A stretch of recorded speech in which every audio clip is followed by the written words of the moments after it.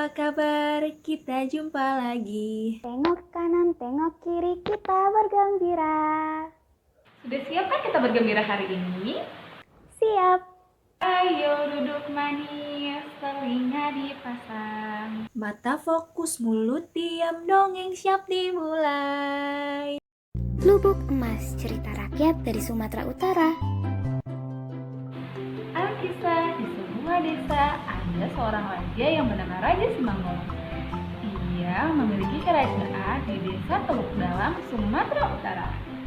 Sang raja memiliki seorang anak perempuan cantik bernama Sri Pandan. Selain cantik, Sri Pandan juga dikenal sebagai orang yang baik hati dan juga terampil bekerja. Ia terampil menganyam tikar dan menumbuk padi. Kecantikan Sri Pandan telah terkenal ke berbagai negeri. Banyak pemuda yang berkeinginan untuk meminang Sri Pandan. Namun demikian, sang Raja Simangolong berharap Sri Pandan dapat menikah dengan pangeran dari negeri lain agar bisa menjalin hubungan baik dengan kerajaan tersebut. Tapi kecantikan Sri Pandan terdengar sampai ke kerajaan Aceh. Pangeran Aceh sangat berkeinginan untuk melamar Putri Sri Pandan. Raja Aceh pun kemudian mengirimkan utusannya ke kerajaan Teluk Dalam untuk memberitahukan perihal lamaran pangeran terhadap putri. Raja Simangolong merasa gembira menerima kedatangan tamu dari utusan kerajaan Aceh. Ia sangat setuju jika putrinya Sri Pandan menikah dengan pangeran kerajaan Aceh. Namun demikian, ia tidak serta-merta menerima lamaran tersebut. Dan raja menyerahkan keputusan ini kepada Sri Pandan. Baik, aku akan mengirimkan utusan ke kerajaan Aceh. Jika putriku menerima lamaran pangeran Aceh, kata Raja Simangolong pada utusan dari kerajaan Aceh. Putriku Sri Pandan, maukah engkau menerima lamaran dari pangeran Aceh? Ayahanda sangat berharap kau mau menerima lamaran. Kau mau menjadi istri pangeran Aceh, agar pula hubungan kedua kerajaan kita dapat terjalin dengan sangat baik, kata Raja Simangolong kepada putrinya Sri Pandan. Sri Pandan tidak terburu-buru untuk menjawab pertanyaan ayahnya. Hatinya masih berkecam dan kebingungan untuk mencerna pertanyaan tersebut. Sepertinya ada sesuatu yang disembunyikan. Ia bahkan menundukkan wajahnya, menunjukkan ada rasa berat hati yang sangat dalam. Kemudian, Sri Pandan pun menangis dan membuat ayahnya terheran-heran. Mengapa engkau menangis, wahai anakku? Apakah kau menangis karena bahagia? Atau ada hal lain yang belum kau ceritakan kepadaku? Sri Pandan tidak juga menjawab pertanyaan ayahnya. Padahal ayahnya sangat menginginkan jika Sri Pandan menerima lamaran tersebut. Kemudian Sri Pandan pun berkata dengan diri, "Maaf ayah, bukannya aku tidak mau menghormati keputusanmu dan berbakti dengan menerima lamaran tersebut." Melainkan apa? Tanya Raja Simangolong terheran.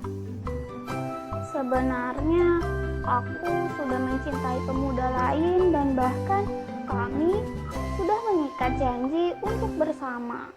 Mendengar jawaban anaknya, wajah raja pun tampak tidak senang. Siapakah pemuda yang kau maksud itu, wahai anakku? Tanya Raja Simangolong yang sangat terkejut ketika mendengar penjelasan dari Sri Pandan. Dia adalah Hobatan ayah. Dia merupakan hulu balang setia ayahanda. Raja yang mendengar perihal tersebut langsung murka dan menyuruh Sri Pandan untuk memutuskan hubungannya dengan Hobatan serta menerima lamaran dari kerajaan Aceh tersebut. Dan sang raja pun mengecam Sri Pandan dan bahkan jika tidak memutuskan hubungannya maka Kobatan akan dikeluarkan dari istana. Sri Pandan merasa tidak berdaya menerima amarah sang raja.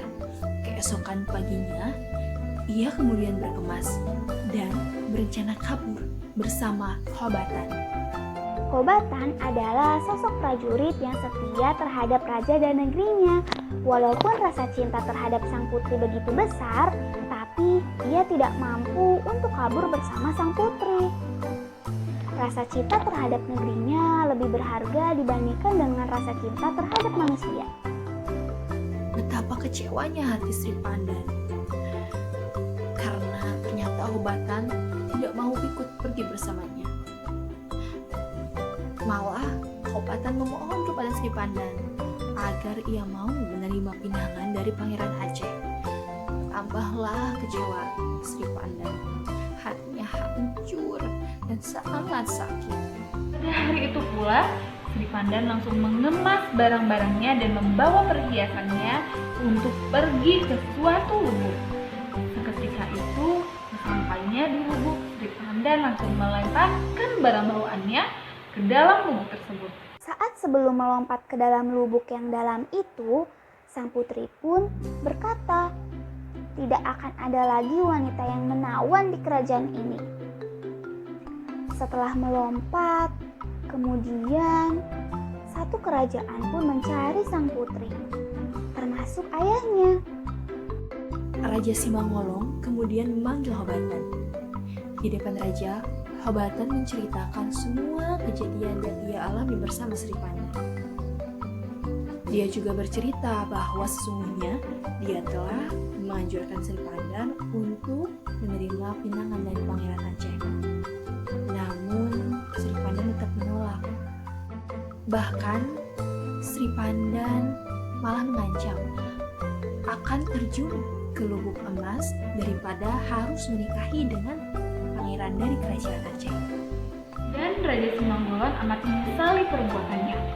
Raja yang lekas pergi diiringi oleh para prajuritnya hendak menuju lubuk di Sungai Asahan tersebut. Para prajurit pun mencari putri Sri Pandan. Namun, setelah berulang kali menyelami lubuk dalam itu, putri Sri Pandan pun tidak juga ditemukan.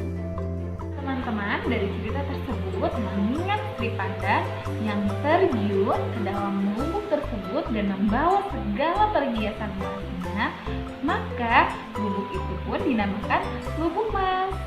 Begitulah teman-teman cerita rakyat lubuk emas yang berasal dari Sumatera Utara. Dari cerita tersebut, kita bisa mencontoh perilaku putri Sri Pandan yang begitu pandai dan terampil dalam bekerja. Kita juga bisa mencontoh Kobatan yang sangat setia terhadap raja dan negerinya. Tapi sifat putri Sri Pandan yang mengakhiri hidupnya karena keinginannya tidak dipenuhi jangan ditiru ya.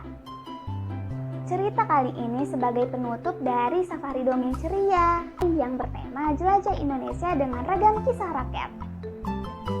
Terima kasih kepada teman-teman yang sudah menonton video dari awal hingga akhir. Jangan lupa kenalkan dunia literasi kepada anak-anak di rumah melalui dongeng. Sampai jumpa!